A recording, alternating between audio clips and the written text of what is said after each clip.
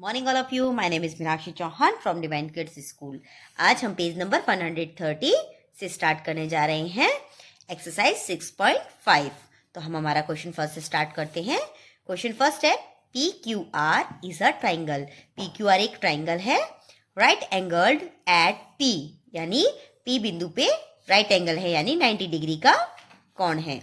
If P Q बराबर 10 centimetre, यानी इसका जो बेस है पी क्यू वो 10 सेंटीमीटर का है, एंड पी आर जो परपेंडिकुलर होगा वो 24 सेंटीमीटर का है। फाइंड क्यू आर हमें यानी कि फाइंड करना है। तो ये क्या होता है, हाइपोटेन्स होता है जो कि हमें फाइंड करना है। तो हम इसको सबसे पहले ड्रॉ बनाते हैं।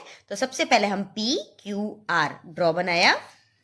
पी क्यू 10 सेंटीमीटर, यानी जो यहाँ पे जो खींची गई रेखा होती है वो बेस कहलाती है, वो बेस होती है। सो बेस, और यहाँ जो यहाँ से यहाँ तक है प्रीपेंडिकुलर, क्या होती है, प्रीपेंडिकुलर लाइन होती है। और यहाँ जो अपन सामने देख सकते हैं, इन दोनों के सामने जो होती है पोर्शन वो होती है हाइपोटेन्स। क्या होती है, हाइपोटेन्स होती है, जिसको हम हिंदी में कर्ण बोल सकते हैं, यहाँ पर इसको आधार बोल सकते हैं और इसको लंब बोल सकते हैं। सो इसके मैंने आपको नेम बता दिए, ये बेस, ये प्रीपेंडिकुलर एंड ये हाइपोथेंसिस। तो ये हमने देखा इसका। उसके बाद हमें इस पे कौन सा रूल लग रहा है, इस पे by the rule of Pythagoras theorems, यानी ये जो क्वेश्चंस हैं हम पाइथागोरस के अकॉर्डिंग करेंगे। तो पाइथागोरस प्रमेय में क्या होता है, सबसे पहले ये जो हमारा कर्ण है इसका जो फॉर्मूला है वो है हाइपोथेंसिस स्क्वायर बराबर बेस स्क्वायर प्लस प्रीपेंडिकुलर स्क्वायर। तो हम देख सकते हैं यहाँ पर क्यू आर कितना है हमें नहीं पता, तो क्यू आर स्क्वायर, इसका जो फॉर्मूला हम यूज कर रहे हैं P Q square plus P R square. So Q R हमें पता ही नहीं है कितना है, क्यू आर स्क्वायर हमें पता नहीं, पी क्यू स्क्वायर कितना है 10 स्क्वायर हो जाएगा, प्लस पी आर कितना है 24 और स्क्वायर है, सो 24 स्क्वायर हो जाएगा। अब इसको सॉल्व करते हैं। क्यू आर स्क्वायर बराबर 100 प्लस 57, क्योंकि 10 को अगर हम 10 टाइम्स मल्टीप्लाई करेंगे तो कितना हो जाएगा, 100 हो जाएगा। और 24 को अगर 24 से मल्टीप्लाई करेंगे तो 576 हो जाएगा। सो 100 प्लस 576 हो गए। अब क्यू आर स्क्वायर बराबर 100 और 576 को ऐड करेंगे तो 676 हो जाएगा। सो क्यू आर, यहाँ से हमने इसका स्क्वायर हटा के यहाँ रूट में ले लिया है, इसका मतलब 2 का मतलब रूट ही होता है, सो हमने यहाँ पर इसको रूट में ले लिया है। तो रूट 676 का क्या हो जाएगा, जैसे कि आपको पता है 30 तक के रूट आपको आने चाहिए। सो क्यू आर बराबर 26 सेंटीमीटर, कितना हो जाएगा 20, क्योंकि 26 किसका रूट होता है, 676 का रूट होता है 26। सो क्यू आर की जो है वैल्यू कितनी हो जाएगी, 26 सेंटीमीटर की इसकी वैल्यू हो जाएगी। अब हम क्वेश्चन सेकंड देखते हैं। ABC is a triangle. ABC एक ट्राइंगल है राइट एंगल्स एट C, उसके C पॉइंट पर एक राइट एंगल है, राइट एंगल यानी 90 डिग्री का कोण है।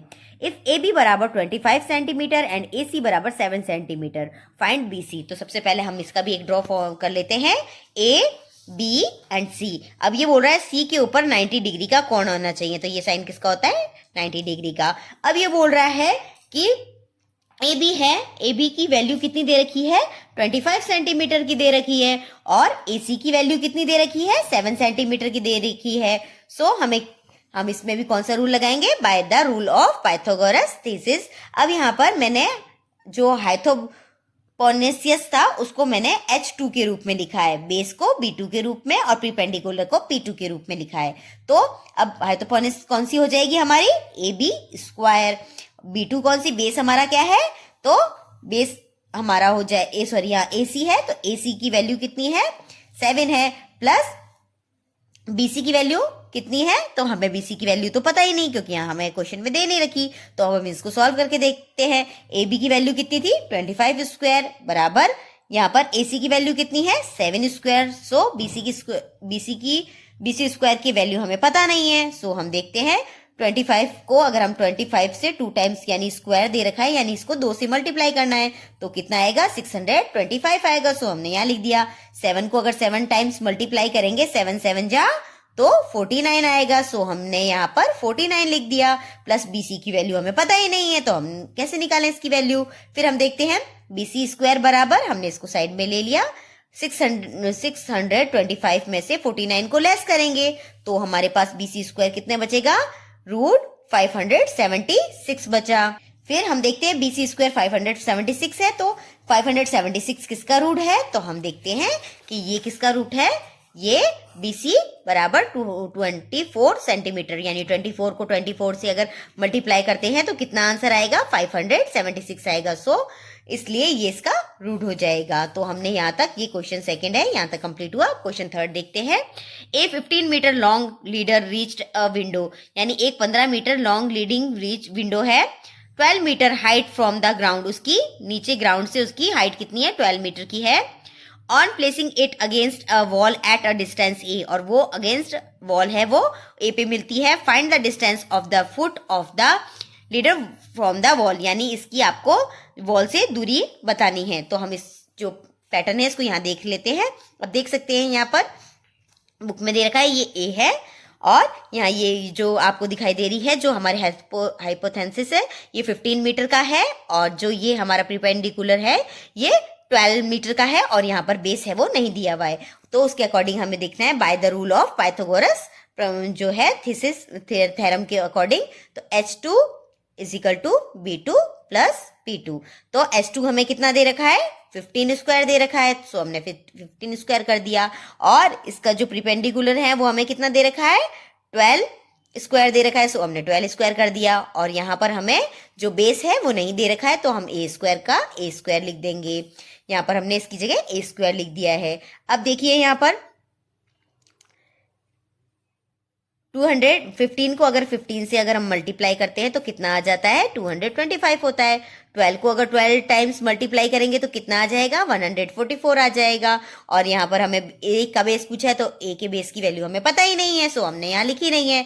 तो अब हम इसको साइड में ले लेते हैं। A2 बराबर 225, जब इसका left hand side to right hand side लेके जाएंगे तो माइनस के 144 हो जाएंगे।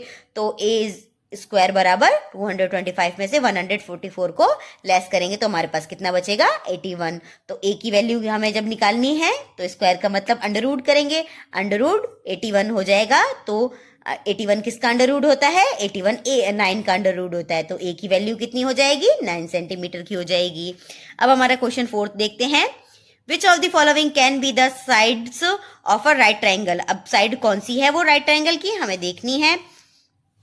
अब देखिए 2.5 सेंटीमीटर, 6.5 सेंटीमीटर और 6 सेंटीमीटर। अब H2 यानी आपको पता ही है इनमें से जो सबसे बड़ी जो साइड्स होगी वो कौन सी होगी, H2 की होगी। तो उसके अलावा दोनों साइड्स को B2 प्लस P2।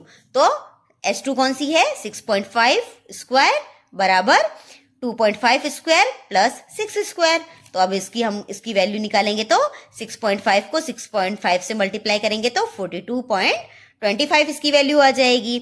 2.5 को 2.5 से अगर मल्टीप्लाई करेंगे तो कितना हो जाएगा, 6.25 इसकी वैल्यू आ जाएगी। और 6 स्क्वायर है, इसकी वैल्यू कितनी हो जाएगी, 36 हो जाएगी। सो अब हम देखते हैं यहाँ पर हाइपोथेसिस की वैल्यू कितनी है, 42.25। और जब हम इसको दोनों को आपस में ऐड करेंगे तो इनकी वैल्यू कितनी हो जाएगी, 42.25 हो जाएगी। तो जिसके कारण हम कह सकते हैं right angles lie on the opposite the greater side 6.5 metre. यानी जैसे कि हमने देखा था जो कि राइट एंगल होगा वो अपोजिट साइड में होगा। तो हमने इसका ये फर्स्ट वाला किया, सेकंड वाला आप करेंगे, थर्ड वाला फिर हम कर लेते हैं। यहाँ 1.5 सेंटीमीटर, 2 सेंटीमीटर, 2.5 सेंटीमीटर। जो इनमें से सबसे बड़ी जो सबसे बड़ी साइड होती है वो हाइपोथेसिस होती है। तो इनमें से सबसे बड़ी साइड कौन सी है, 2.5 है, तो वो हाइपोथेसिस जाएगी। उसके अलावा उससे जो बेस होता है उसको हम कोई भी इन दोनों में से कोई भी मान सकते हैं। सो हम देखते हैं B2 बराबर A square plus C square. So यहाँ पर हाइपोथेसिस कितना है, 2.5 स्क्वायर, 1.5 स्क्वायर प्लस 2 का स्क्वायर। तो इसको जब हम 2.5 को मल्टीप्लाई करेंगे 2.5 को तो हमारे पास आंसर आ जाएगा 6.25 इज इक्वल टू, यहाँ पर 1.5 को 1.5 से अगर मल्टीप्लाई करेंगे तो कितना आ जाएगा, 2.25 आ जाएगा। और अगर 2 को 2 से मल्टीप्लाई करेंगे तो 4 आ जाएगा। अब हम इसको देखते हैं, हाइपोथेसिस 6.25 और जब इनको ऐड करते हैं तो 6.25। Right angles lie on the opposite of the greater side 2.5, यानी ग्रेटर साइड में ही, जो इसकी ग्रेटर साइड होती है उसकी अपोजिट साइड में ही जो है कि राइट एंगल बनता है। उसके बाद क्वेश्चन 5 है, a tree is broken at a height of 5 metre from the ground. एक ट्री है वो टूट गया है, हाइट कहाँ से, 5 मीटर ग्राउंड से। It's top touch the ground at a distance of 12 metre from the base of the tree, यानी जो उसका जो टॉप है वो बेस से 12 मीटर दूर है। Find the original height of the tree, तो हमें हाइट उस ट्री की देखनी है। तो इसमें सबसे पहले हम हमारा फॉर्मूला ही लगा देते हैं, S2 बराबर b² प्लस p2। अब हम इसका एक हाइट का एक पैटर्न तैयार कर लेते हैं, इसका एक ड्रॉ तैयार कर लेते हैं। तो यहाँ देखिए इसमें हमें ABC दे रखा है, यानी जो इसका बेस है वो कितने का है, 12 मीटर का है। प्रीपेंडिकुलर कितना है, 5 मीटर का है। और हमें हाइपोथेसिस ज्ञात निकालना है, तो वो हमें नहीं पता। सो हम निकालते हैं। तो BC हमें नहीं पता, AB कितना है, 5 सेंटीमीटर का है, और AC कितना है, 12 सेंटीमीटर का। तो हम इसका स्क्वायर कर देते हैं, तो 5² प्लस 12²। तो BC² इज इक्वल टू 5 5 जा 25, 12 12 जा 144। सो हमने इसको यहाँ तक किया। उसके बाद है BC² बराबर 25 प्लस 144 करेंगे तो कितना हो जाएगा, 169 हो जाएगा। तो अब हम इसका स्क्वायर हटा के रूट में ले जाएंगे, तो BC बराबर रूट 169। 169 किसका रूट होता है, तो 169 है वो 13 का रूट होता है। सो इसका आंसर क्या हो जाएगा, 13 मीटर। अब इसने original height of the tree, तो ओरिजिनल हाइट कितनी है, AB प्लस BC। AB कितना हमारे को दे रखा है, 5 सेंटीमीटर, और BC हमने कितना निकाला है, 13 सेंटीमीटर। तो जो हाइट है उस ट्री की कितनी हो जाएगी, 5 प्लस 13। तो 5 प्लस 13 कितने हो जाएंगे, 18 मीटर है वो जो ट्री है वो लंबा है, उसकी हाइट है। अब क्वेश्चन 6 देखते हैं। Angles Q and R of a triangle PQR are 25 and 65, यानी यहाँ पर एक ट्राइंगल दे रखा है जिसमें PQR आप देख सकते हैं, एक ट्राइंगल है जिसमें यहाँ पर Q है 25 सेंटीमीटर दे रखा है और R है वो 65 सेंटीमीटर दे रखा है। तो right which of the following is true, कौन सा है वो ट्रू है, इनमें से हमें वेरीफाई करके देखना है कि कौन सा है वो ट्रू है। सो हम देखते हैं। अब देखिए Q बराबर 25, R बराबर 65, P हमें पता नहीं है। तो इंटीरियर एंगल्स ऑफ ट्राइंगल, आप पता है कि इंटीरियर एंगल्स जो होते हैं अंदर की तरफ वो कितने होते हैं, 180 के होते हैं। सो हमने 180 लिखा। तो angle Q, angle R, angle P बराबर 180। तो 25 plus 65 plus angle P is equal to 180। तो 25 और 65 90 प्लस एंगल P कितने का हो जाएगा, तो हमें नहीं पता। तो हम क्या करेंगे, इज इक्वल टू 180। तो P एंगल को हम इसकी वैल्यू निकालेंगे तब 180 में से इस 90 को लेस कर देंगे। तो P की वैल्यू कितनी हो गई, 90 डिग्री की हो गई है। तो हमारी इक्वेशन कौन सी सही हो जाएगी, QR², यानी ये कौन सी है, ये हमारा H2 है, और ये हमारा क्या है, PQ हमारा जो है ये हमारा बेस है, और PQ हमारा क्या है, PQ हमारा परपेंडिकुलर है, और PR हमारा क्या है, PR है वो हमारा हाइपोटेन्सिस है। तो इनमें से कौन सा हमारा जो है वो सही हो रहा है, PQ² प्लस PR प्लस, तो इनमें से कौन सा सही एंगल है, तो ये वाला जो है वो एंगल सही है। क्वेश्चन 7 है, find the parameter of the rectangle whose length is 40 centimetre and diagonal is 41 centimetre. तो अब हम इसको देखते हैं। इसने कहा है कि हमें एक पैरामीटर रेक्टेंगल का निकालना है, वो हमने निकाला ABCD। अब ये कह रहा है जिसकी लेंथ है वो 40 सेंटीमीटर है और डायगोनलिकल ये 41 सेंटीमीटर का है। तो हम इसको सॉल्व करते हैं। ABCD the rectangular plot, AB बराबर 40 सेंटीमीटर, AC बराबर 41 सेंटीमीटर, तो BC बराबर बेस हमें पता ही नहीं है, तो S2 प्लस बराबर B2 प्लस P2। हमें AC क्या दे रखी है, जो हमारा लंब है, कर्ण जिसको कहते हैं, तो वो कितना है, AC हमारा 41² है।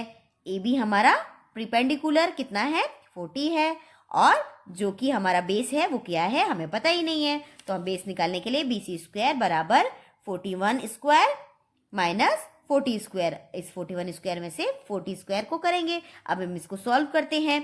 तो BC² बराबर 41 को अगर 41 से हम मल्टीप्लाई करेंगे तो हमारे पास आएगा क्या आएगा, 1681 और 40 को अगर 40 से अगर मल्टीप्लाई करते हैं तो हमारे पास आंसर आएगा 1600। अब 1681 में से 1600 को लेस करेंगे तो BC स्क्वायर कितना हो जाएगा, 81 हो जाएगा। अब BC स्क्वायर की जगह हम रूट में ले लेंगे तो कितना हो जाएगा, रूट 81।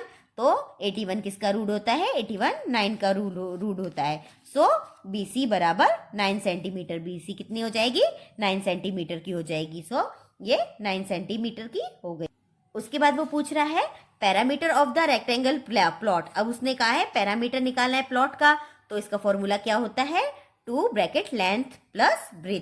तो लेंथ और ब्रीथ को हमें ऐड करना है। तो लेंथ कितनी थी, 40 सेंटीमीटर, ब्रीथ कितनी है, 9 सेंटीमीटर। तो 240 प्लस 9 49 हो जाएगा और मल्टीप्लाई इस ब्रैकेट से बाहर है तो यहाँ मल्टीप्लाई 2 तो कितना हो जाएगा, 2 को अगर 9 से किया तो 18 का 8 कैरी की 1, 2 4 जा 8 और 1 9, तो कितना हो जाएगा पैरामीटर, 98 सेंटीमीटर का हो जाएगा। नेक्स्ट हम देखते हैं क्वेश्चन हमारा 8th। The diagonals of a rhombus measuring 16 centimetre and 30 centimetre, find its parameter. अब रोम्बस की बात करनी है, जैसे कि हम बात कर रहे हैं, ये हमने एक पिक बना लिया है, ये एक रोम्बस है। ये मुझसे थोड़ा सही नहीं बनाया है इसका पिक्चर, आप थोड़ा अपना रोम्बस अपने अकॉर्डिंग बना सकते हैं, PQRS। अब इसमें देखिए हमने इसको डायनोनिकल कर दिया है। अब इसने कहा है कि इसकी जो एक साइड है वो 16 की है, तो 16 कैसे, 8 और 8 16 हो गई, और दूसरी साइड 15 और 15 30 की है। सो हमने इस तरीके से कर ली। अब हम देखते हैं O और P, ये जो हमारा सेंटर है इसको हम O बोलेंगे। तो O से लेके P कितना हो गया, PR/2, क्योंकि इसके 2 पार्ट हो रहे हैं। ये कितने का था, हमें 16 का दे रखा था क्वेश्चन में। अब इसके 2 पार्ट हो रहे हैं तो 16/2 = 8 सेंटीमीटर, यानी ये 8 सेंटीमीटर और ये 8 सेंटीमीटर। S और O कितना हो जाएगा, S और O कितना हो जाएगा, SO बराबर अकॉर्डिंग टू, तो 30, हमें इस क्वेश्चन में 30 दे रखा है तो 30/2 करेंगे तो कितना हो जाएगा, 15 सेंटीमीटर। अब हम वापस हमारा फॉर्मूला लगाएंगे, H2 बराबर B2 प्लस P2, यहाँ पर H2 ही है, P स्क्वायर। तो PS square PO square plus SO square. तो PS स्क्वायर बराबर 8 square plus 15 square, PS square बराबर 64 प्लस 25 कैसे आया, 8 को अगर 8 से हम करेंगे तो 64 आ जाएगा, और 15 को अगर 15 से मल्टीप्लाई करेंगे तो 225 आ जाएगा। तो PS की वैल्यू कितनी हो गई, इन दोनों का आपस में ऐड किया तो 289 आ जाएगा। अब इस स्क्वायर को हम अंडर रूट में चेंज कर देंगे तो 289 किसकी वैल्यू होती है, तो वो 17 की होती है। तो लेंथ ऑफ रोम्बस क्या हो जाएगी, 17 सेंटीमीटर। पैरामीटर ऑफ रोम्बस, तो पैरामीटर का फॉर्मूला निकालने का क्या होता है, 4 मल्टीप्लाई साइड ऑफ रोम्बस। तो 4 मल्टीप्लाई रेम्बस की साइड कितनी है, 17, तो 4 मल्टीप्लाई 70 करेंगे तो इसका आंसर क्या हो जाएगा, 68 सेंटीमीटर। तो आज के लिए इतना ही, आज की क्लास यहीं तक। Okay, thank you.